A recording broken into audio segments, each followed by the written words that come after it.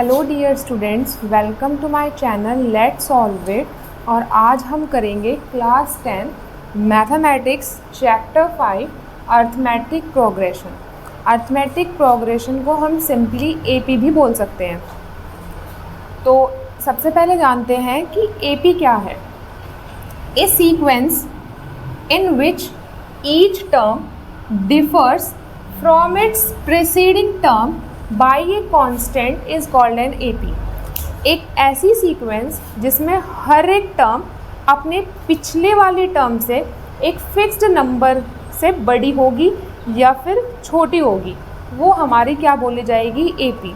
यानी कि पिछली टर्म में और अगली टर्म में जो डिफरेंस मिलेगा वो कांस्टेंट मिलेगा, तो वो हमारी क्या बोली जाएगी, एक एपी। चलिए देखते हैं एग्जाम्पल की फॉर्म से। जैसे कि ये हमारी एक एपी है 1 2 3 4। जो 2 है वो 1 से कितना बड़ा है, अगर हम इसमें 1 ऐड करें तो क्या मिलेगा, 2। अगर हम इसमें +1 करें तो हमें क्या मिलेगा, 3। ऐसे ही +1 करने पर क्या मिलेगा, 4। यानी कि हर अगली टर्म अपने पिछले वाली से कितनी बड़ी है, +1 बड़ी है, कांस्टेंट है। जैसे कि ये 8 बड़ा है, 8 से 11 जो है वो कितना बड़ा है, +3। अगर हम 11 में +3 ऐड करेंगे तो हमें क्या मिलेगा, 14। 14 में +3 ऐड करेंगे तो 17। 17 में +3 ऐड करेंगे तो 20। यानी कि हर नेक्स्ट टर्म अपने पिछले वाली से कितनी बड़ी है, 3 बड़ी है। तो यहाँ पर एक फिक्स्ड नंबर है, जो ये कांस्टेंट है वो क्या है, +3। तो ये हमारी एक एपी हो गई। यहाँ पर 11 - 5 is equals to 6। 6 - 5 equals to 1। 1 - 5 -4 and -4 - 5 equals to -9। It means हर अगली टर्म पिछले वाली से कितनी छोटी है, 5 छोटी है। तो एपी में नेक्स्ट टर्म जो है वो पिछले वाली से बड़ी भी हो सकती है और छोटी भी हो सकती है, लेकिन जो डिफरेंस है वो क्या होना चाहिए, सेम, तभी वो हमारी क्या बोली जाएगी, एपी। तो जो ये कांस्टेंट है यानी कि जो डिफरेंस है उसे हम क्या बोलते हैं, common difference of the AP. AP का कॉमन डिफरेंस, और कॉमन डिफरेंस को हम डिनोट करेंगे स्मॉल डी से। तो चलिए देखते हैं, हमारे पास में एक एपी की जनरल टर्म दी हुई है, A1 A2 A3 A4। तो अगर ये एपी है तो जो उसकी फर्स्ट टर्म है, एपी की फर्स्ट टर्म को हमेशा किससे डिनोट करेंगे, ए से।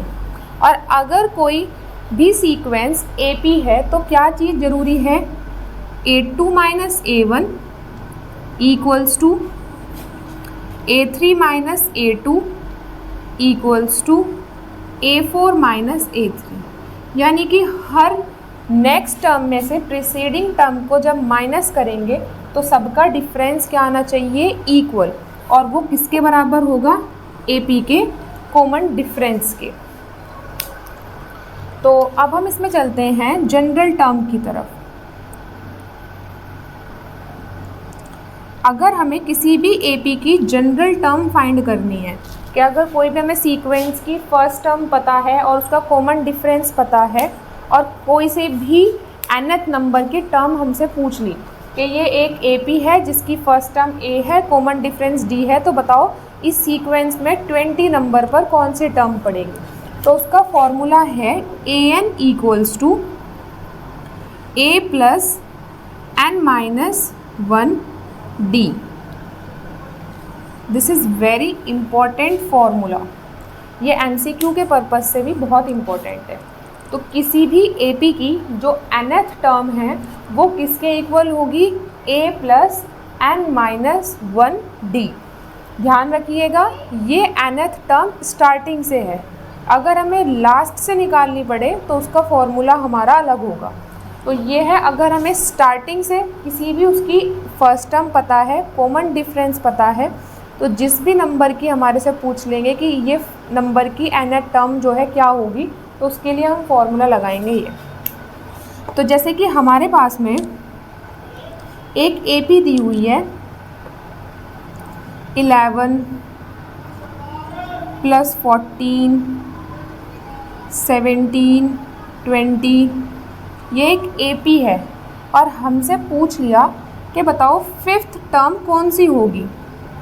तो अगर हम इसमें सीरीज़ में ऐड करें तो हमें पता है कि इसके अंदर जो कॉमन डिफरेंस है वो कितना है 3। तो हम सिंपली भी बता सकते हैं 20 + 3 = 23, लेकिन हम उसको फॉर्मूले की हेल्प से सॉल्व करते हैं। तो इस AP के अंदर जो हमारी फर्स्ट टर्म है, फर्स्ट टर्म यानी कि AP की पहली टर्म, वो क्या है 11, और जो कॉमन डिफरेंस आया वो क्या है 3। तो अब हमारे से पूछा है फिफ्थ टर्म यानी कि A5, तो हम फॉर्मूले में वैल्यू पुट करेंगे A + n-1 यानी कि 5 - 1, एक कम करके लिखेंगे 4D। यहाँ वैल्यू पुट करेंगे, A की जगह रखेंगे 11 + 4 × D की जगह रखेंगे 3। 11 4 3 जा 12 एंड 11 + 12 = 23। तो फॉर्मूले से भी 23 आया और हम इसको नॉर्मल भी निकाल सकते थे कि 20 + 3 = 23। टर्म कैसे, मतलब जैसे कि ये फर्स्ट टर्म है, ये सेकंड टर्म है, ये थर्ड टर्म है, ये फोर्थ टर्म है, तो नेक्स्ट क्या होगी फिफ्थ टर्म, उससे नेक्स्ट सिक्स्थ टर्म, उसे हम डिनोट करेंगे जैसे यहाँ पर A1 A2 A3 A4 है, ऐसे ही हमारी क्या है A5। आई होप आपको ये समझ में आ रहे होंगे। अब हम क्वेश्चन सॉल्व करते हैं कि हमें कोई भी एक सीक्वेंस दी हुई है तो हमें ये पता लगाना है कि वो AP है या नहीं है। तो अब हम चलते हैं NCERT एक्सरसाइज 5.1 की तरफ, और इसमें हमें क्वेश्चन नंबर 4 दिया हुआ है और इसके ना 15 पार्ट्स हैं, लगभग 15-16 पार्ट्स हैं। इस क्वेश्चन में हमें क्या कहा है कि which of the followings are APs, इनमें से कौन AP है। If they form an AP, find the common difference D and write 3 more terms.